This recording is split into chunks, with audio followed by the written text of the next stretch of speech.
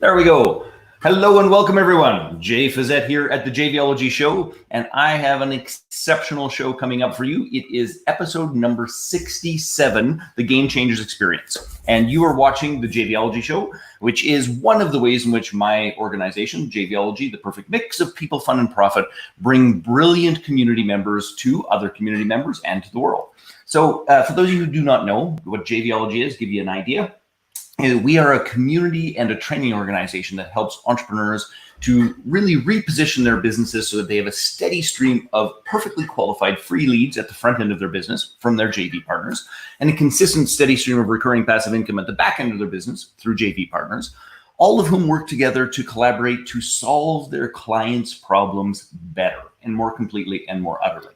And we do that, obviously, through shows like this. We have a live event called JVology Live. I'll put a link in the little chat coming up in September. That's done online, so you can participate from anywhere in the world and meet 200 to 400 joint venture partners who want to help you grow your business. We have a monthly mastermind and membership site called the Global Lounge, where you get to meet JV partners from all over the world.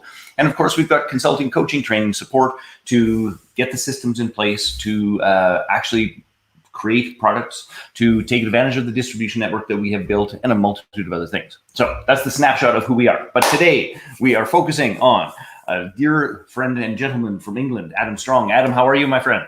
I'm fantastic, as always. Thanks for inviting me on the show. Hey, my absolute pleasure. We always have a bit of fun at this. So Adam is going to share with us about the Game Changers experience as soon as we come back. But there's two other mechanical details that I need to share with you. Mechanical detail number one is this, is that if you were watching the show from one of the, I guess we would call them the rebroadcast pages, because we share these things all over God's green earth, do yourself and me a favor and just click on the J Fazette above this little video, and it will take you to the broadcast page. And there you can actually chat with us, say hello, tell us where you're from. You'll be able to ask Adam some questions a little bit later on so that we can have a little bit of fun interacting. So make sure you come to this page. And then the only other thing is I've got to play our little intro video, and then we're going to come back and Adam's going to give us the 5,000-foot view of his fascinating experience and what he does.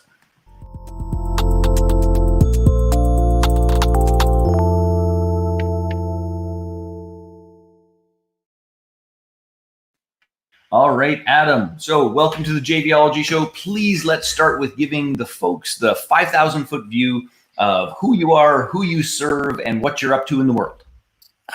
Good question. I love that. Thank you so very much, Jay, for introducing me to the show. It's a real honor. It's interesting because I remember being introduced to Jay back in January, and what I loved, actually, based on the JVology principles, I actually took some of the golden nuggets that we had that I took from our conversation and actually implemented that in my own business over the last 6 months. That's cool. So my background is I used to be a former elite athlete. I used to study and train with Olympic athletes, more importantly, in the form of distance running. So distance running was kind of my discipline. And I ended up training with a world and Olympic champion, Mo Farah. So that's kind of cool. Yeah, and then, Adam? Yeah. You froze and cut out a little bit there. Distance running was and then it went dark on us for a moment. I'd love to hear the rest of that sentence. I'm sorry about that. No, I was just saying that. So I trained with an Olympic and world champion, Mo Farah, who's the current world and Olympic world champion in 5,000 and 10,000 meters. So he was my training buddy.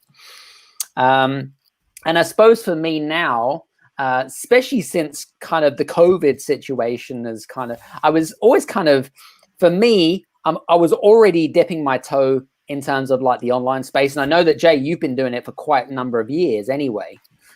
And, a short span of time compared to my entrepreneurial career, but I think in the case of many people entering this space, I'm a bit of a dinosaur. Absolutely. Well, it wasn't until actually September last year where I really delved in really deep in terms of online space. But what am I doing right now? So about 3 months ago, maybe. Yeah, about 3 months ago, we had created a new platform called the Game Changers Summit, which, Jay, you were part of, weren't you? And yes, thank you so much for including me in that. That was cool. And we had 30 of the world's leading experts from marketing, branding, entrepreneurship. I mean, you pretty much name it. They were world leaders in their fields of expertise and niches. And we had so much fun. It was over a 30-day marathon period. It was crazy. The amount of content was just absolutely nuts. And then off the back of that was I actually recently launched, when was it? About 10 days ago, believe it or not. We actually launched, it was only 10 days ago? No, 12 days ago, we launched the Game Changers experience. So I kind of wanted to, I don't know about you, Jay, but when I into a project, what I really love to do is I like to stay one step ahead and continue the momentum. Yes. You know what I mean? Because otherwise, if you're on a high, and here's one of the things I see in a lot of entrepreneurs is they go on a high, but then they come on a low. So they're on a consistent wave all the time. But for me, I wanted to consistently, as my energy was high and I was extremely focused, I wanted to be one step ahead and move on to the next project. And I always wanted to launch a podcast. And even though I've got kind of 3 books out there, you know, I suppose the thought of writing another book was like, no, we've got to do a podcast, right? So so that was kind of the Game Changers experience, which essentially is entwining entrepreneurship and elite sport into one. So some of the interviews that we've done is with Olympic gold medalists, with multiple Olympians and Olympic medalists and things like that, and also experts in their field in terms of entrepreneurship and startups and all sorts of stuff. So it's absolutely fun, really, really cool. So talk to me a little bit, because I think that you have struck a chord that and I could talk about it for a long time in terms of different experiences I've had in my life and all of those pieces. But talk to me a little bit about this, the cycle of entrepreneurship and your strategy of what I would call taking advantage of momentum. Like so I've led a personal development course for 32, 33, good God, how many years? Again, going back to the dinosaur comment. But one of the pieces that has always been fascinating in that course is that people will come in, and it was originally structured as a 5-day course, and we would just do, because it's experiential, we would just do a little bit every single activity. It's not like we weren't reinventing the world. We weren't, doing all these, what looks often like big dramatic steps, but every single activity has just a little bit of action, a little bit of momentum. And by the end of 5 days, I would hear over and over again, it's like, how the hell did that happen? Like, how the hell did that happen? Like I've created more change in 5 days than I have my entire life. And while it was powerful, each one of those things didn't seem like much. And my response has always been is that we as human beings so grossly underestimate momentum that we get it wrong, screw it up, F it up over and over and over again. So I'd love to hear your perspective about this momentum piece and the role it played in your sports, the role it plays for the Game Changer Summit and experience, because I will wager anything that there's going to be like an inordinate number of viewers who are going like, yeah, I know what momentum is, and then have like 1 foot in concrete. Well, I think one of the biggest mistakes is that I've made, is same with a lot of listeners that are listening in right now, is that they'll finish a project. Like I'll give you a perfect example, Jay, right? So I did my first book that came out in 2014 was called Move It or Lose It. And I did it's a lot of hard work that goes into writing a book, all the marketing, or then you've got the book launch, and then you've got the branding. So it's a huge task. I mean, it's painstaking, man. So Adam, I got to tell you, so this is a good example about how ignorance and momentum flow together. When I wrote my book, I went to the woods for 2 weeks at a time. So 2 trips of 2 weeks, because I just could not write in any other way. It was like no internet, no nothing. I had a suitcase of books for reference. I just went and I typed. And I swear to God, I came back from the second trip, like 4 days earlier. So the second trip was 10 days.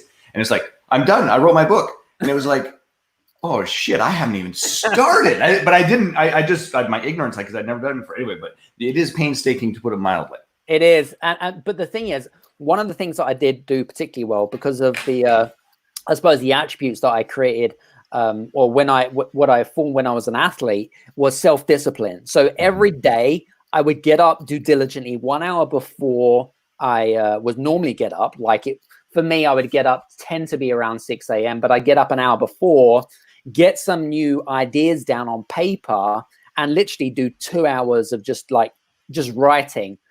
But I wouldn't reread what I currently wrote. I would just continue write.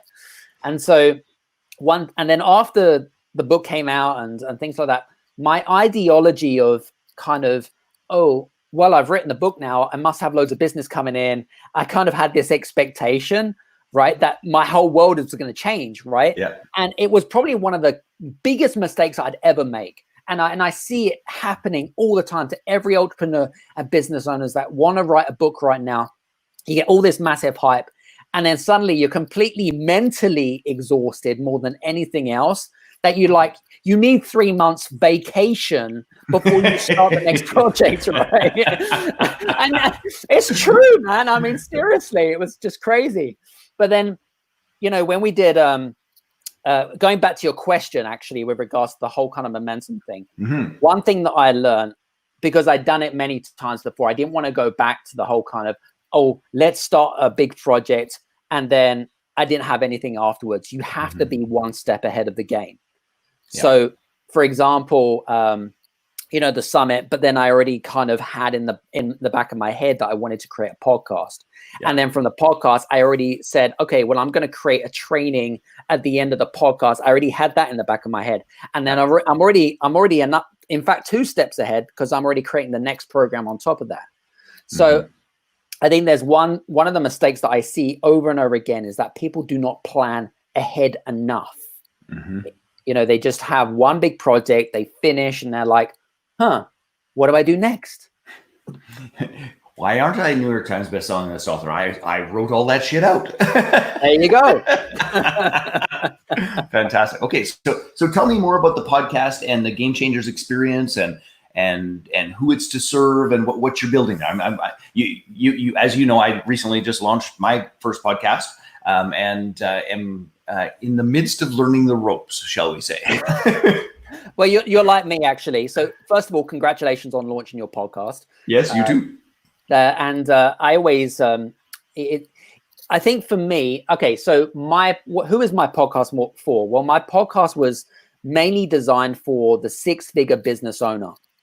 And I guess their biggest problems right now. So, and it's interesting because I'll go back to also the summit. The reason I created the summit and the podcast is because obviously people are going through challenging times right now with the whole kind of COVID thing that's going on, because it's disrupting businesses and economies around the world. And I still have conversations on a daily basis with people that are still hiding under the sheets, that are still hiding under a rock and not taking personal responsibility. And the thing is that if you keep hiding under the rock, it will only be worse later on down the line. I can tell you that for sure.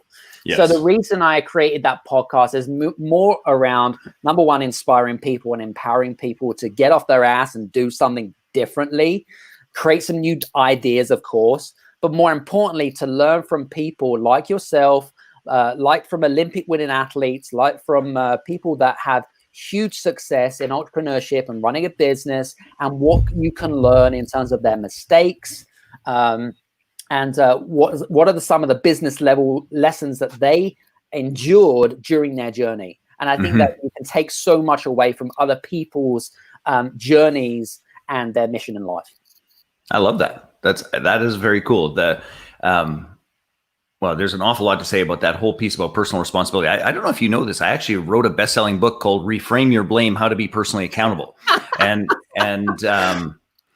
that is, to me, one of the foundational pieces of everything. And my stand, going back to the book process, was that I really did not want to write another book that was I'm going to call it same old. And it was, if I was going to do something, I wanted to do something that was a little bit unique and sort of struck at the core of what makes a difference.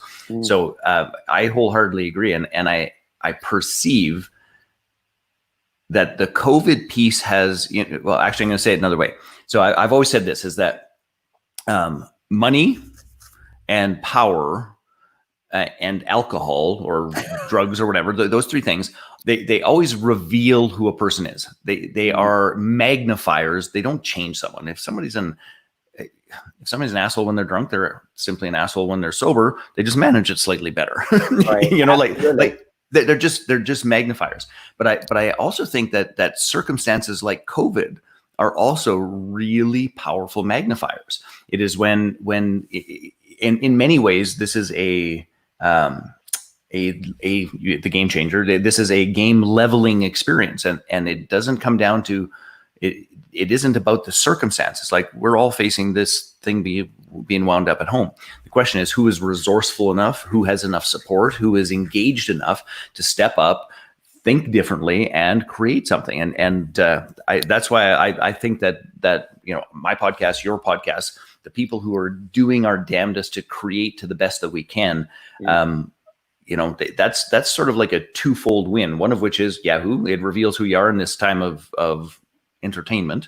And number two, both of us are trying to serve and support people who might feel a little bit stuck or challenged, or, as if entrepreneurship isn't difficult enough. It's like, oh shit, let's do it from home while you're homeschooling your kids. That'll be fucking awesome.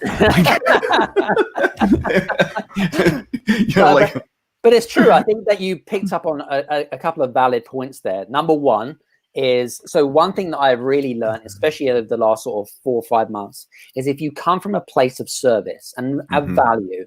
And I was speaking with Dr. John D. Martini about this offline before we did the summit.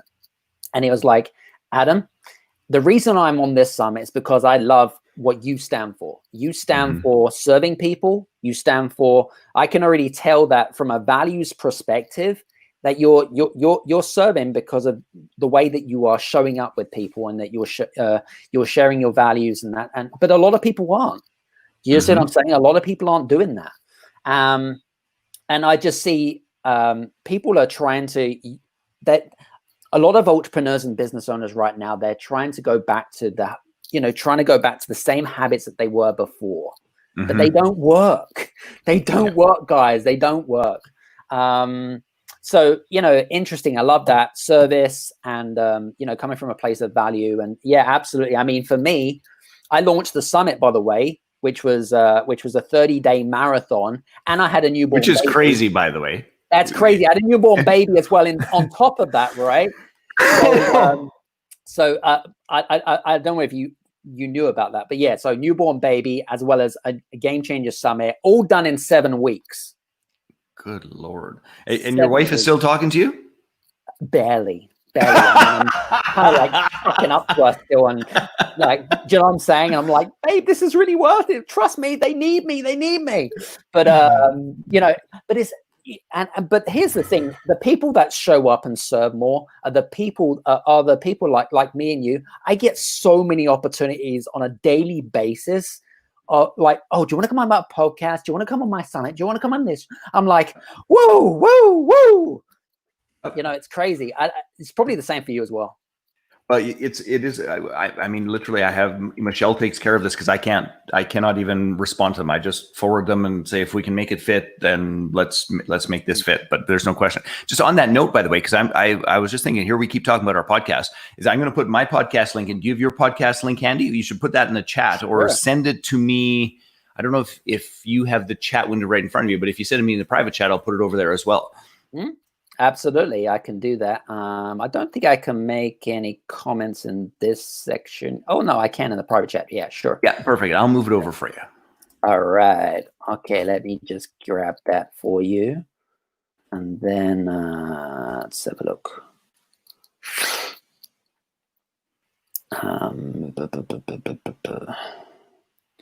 So going back to the podcast conversation for a brief moment.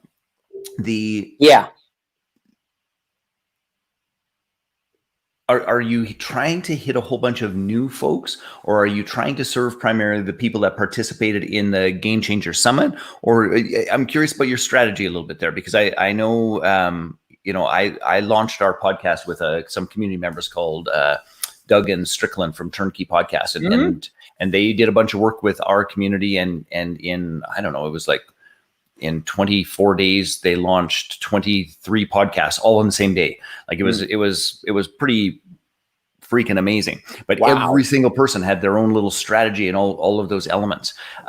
So I'm curious a little bit about your strategy in the process. Well, that's a good question, actually. Well, the reason I wanted to launch the podcast, yes, it was to continue to serve the people on the summit, but more importantly, because it has quite a catchy and sexy title, it would also attract a new crowd of people as well. Yeah. And when you think of Game Changers Experience, you're like, oh, what's that all around type of thing? It's a little bit different, So I guess it was kind of the best of both worlds, really. It was primarily designed to encourage people off the summit to continue with that momentum, but more importantly was to attract a new crowd of people as well. We're probably going to look at potentially relaunching the summit a little bit later on, maybe in September or whatever it is. I'm just got to figure out and systemize how to do that, but that's kind of the plan, really. You can recycle, especially when you've got like when you've done a massive project. One of the things that I learned is to recycle, and because doing what crazy man, apart from me, of course, would continue and do another 30-day marathon summit is just stupid. That remark may resemble me, brother. But here's the thing, like with any summit, any podcast or whatever it is, you learn by doing, right? Yeah. You learn by taking action. And I would have never known, if I'd have known that it would have taken that amount of work, I probably would have been like, maybe I've taken off too much to chew there, right? Taking too much to bite to chew. So it's all good though. It's all good. That's fantastic. Very cool. Huh. It's interesting because I was just having this flash of biting off more than I can chew. It's like, frankly, that has been my overall life strategy. It's like, oh damn, better just best keep chewing. Like that's absolutely awesome. Yeah. Cool. So it's kind of cool. So can people pre-register for the next summit coming up, or are you not quite there yet? Because I'd love to figure out how we can make sure that people can get a hold of you and engage with you and find out more about the game-changing experiences and summits and all of the cool stuff you're up to. What's the best way for them to engage other than listen to the podcast, which, by the way, listen to both. Yeah, absolutely. You need to listen to both. Well, actually, I can send you a separate link once we're finished with the call. People can, I was going to say, join the list. And then once we're ready to relaunch, then people will be notified once we're ready to go again. I don't know. I haven't decided on when we're going to relaunch that summit yet. It will be probably likely to be in September. Okay. Watch this space and see what happens. Okay, perfect. We will absolutely do that. All right. So for me, I think we're going to get back at the epic list of things we're trying to create during the COVID experience. So last word to you about what you think encapsulates the Game Changer experience and summit. And if somebody is, and by the way, I know from our viewers and the notes that we get that people are looking for not just incremental change. And by the way, I'm a fan of incremental change, like that whole thing of you did the summit once, you want to do it again, you're going to improve. As an athlete, you are more ingrained in that than, perhaps most of the planet. But what I do know is that much of our community right now isn't looking for the incremental change. They're looking for like a life reset button. They're looking for a contextual shift that alters who they are, how they're being, what they do, and what they go and create. If you were to summarize, a couple of your favorite lessons from the summit that lead to that whole transformative poof, what moved you the most? Well, I think there was a couple of conversations that really, I suppose, hit a note with me, and I'll go back to Dr. John Demartini's conversation, which is, in a time of challenge or in a time of change or whatever it might be, we're all in the same boat, by the way. We're all going through the same journey, I suppose. It's to go back to foundations. All right. Mm-hmm. So if you have a house, you've got to have a foundation of whether it's going to fall down. And one of the first things that you can do before you even think about if you want to take your business to online, or you want to try new summits, or you want to try new lead generation strategies, or whatever it might be, is to go back to foundations. Yeah. So that means essentially getting some extra clarity around, Okay, so who is it? Why should people need to listen to me?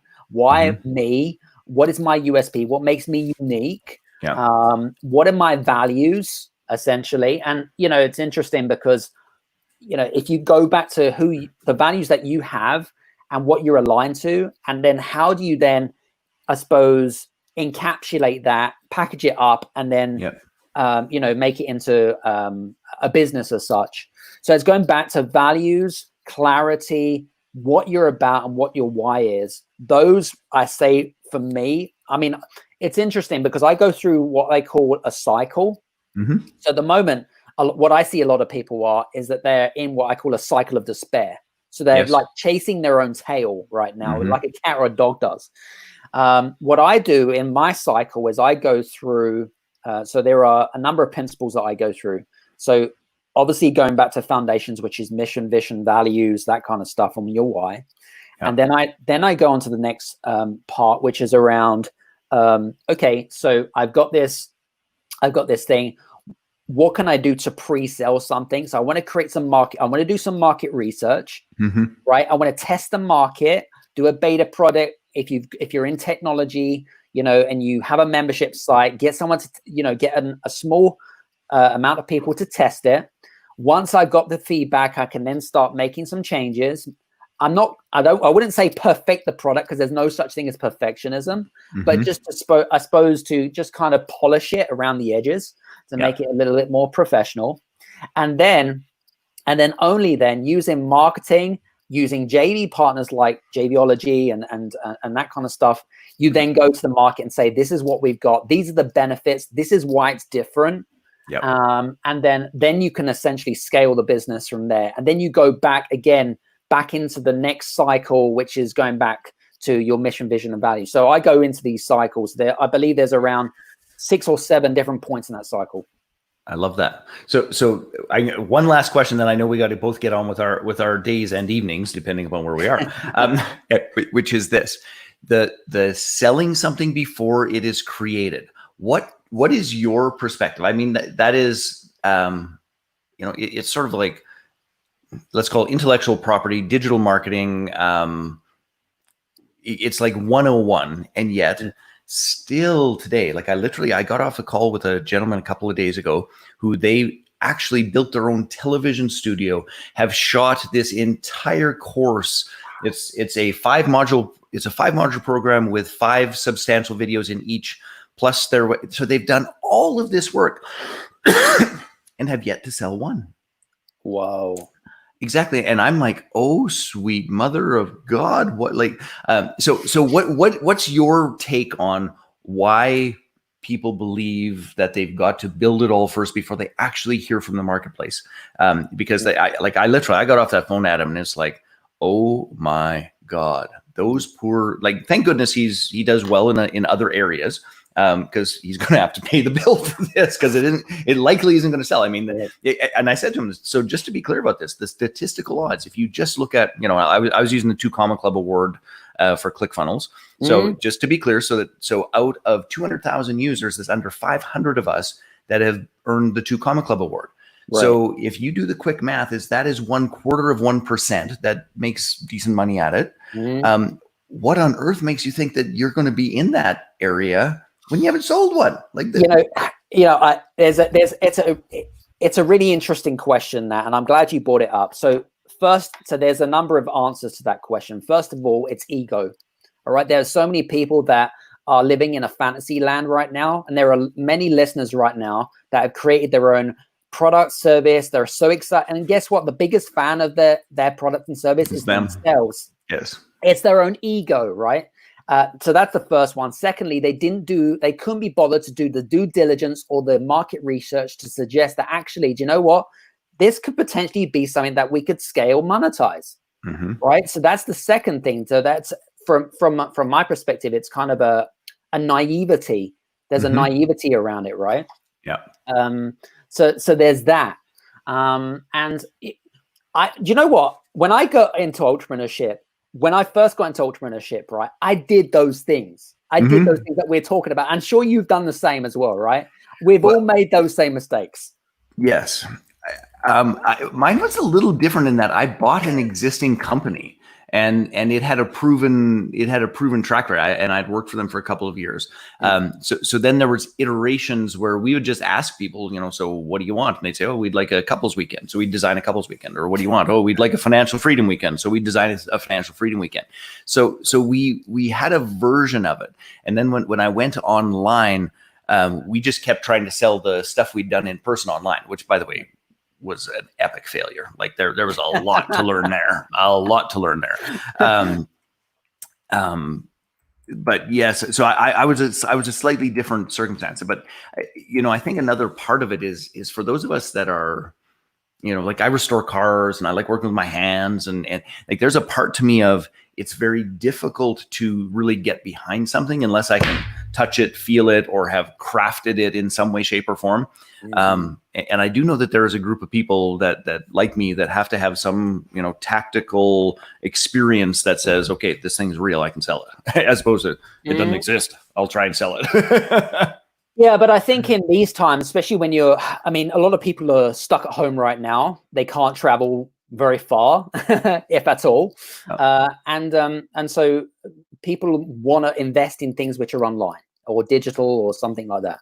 So I think that from my perspective, and here's a really good example. I remember it was about 2 years ago. I was speaking in Helsinki, Finland, and there were around 50 CEOs and business owners in the room.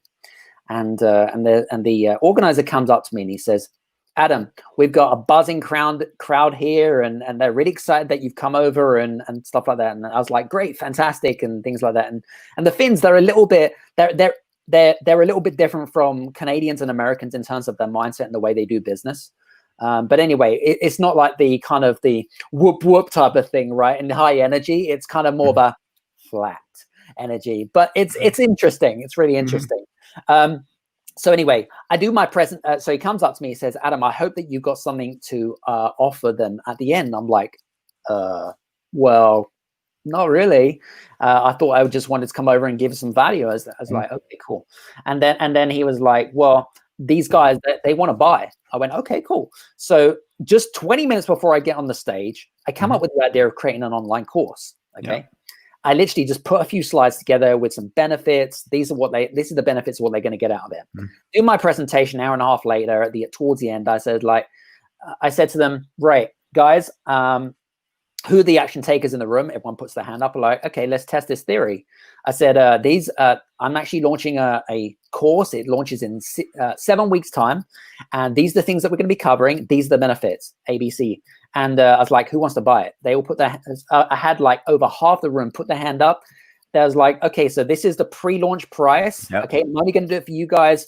And literally half the room just signed up just like that. And then it was this sense of urgency of me creating the online course. But I was excited. Yes. Honestly, I was so excited by the fact that I had all of these buyers purchasing this online course, but it gave me this sense of urgency to get off my ass to create the content. Absolutely. Right?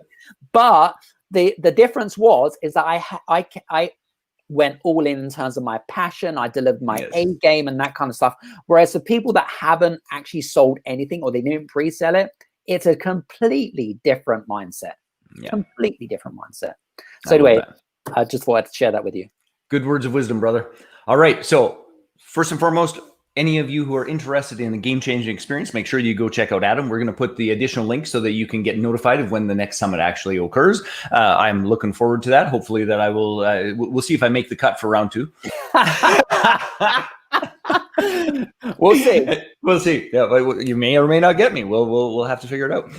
But on that note, I appreciate you, Adam. Thank you for being here. And as always, good luck with the podcast. And I think we're working on getting some interviews set up for each of those things as well. 100%, definitely. Perfect. All right. Have a fantastic evening. We will talk soon. Take care. Bye-bye. All right. Bye-bye.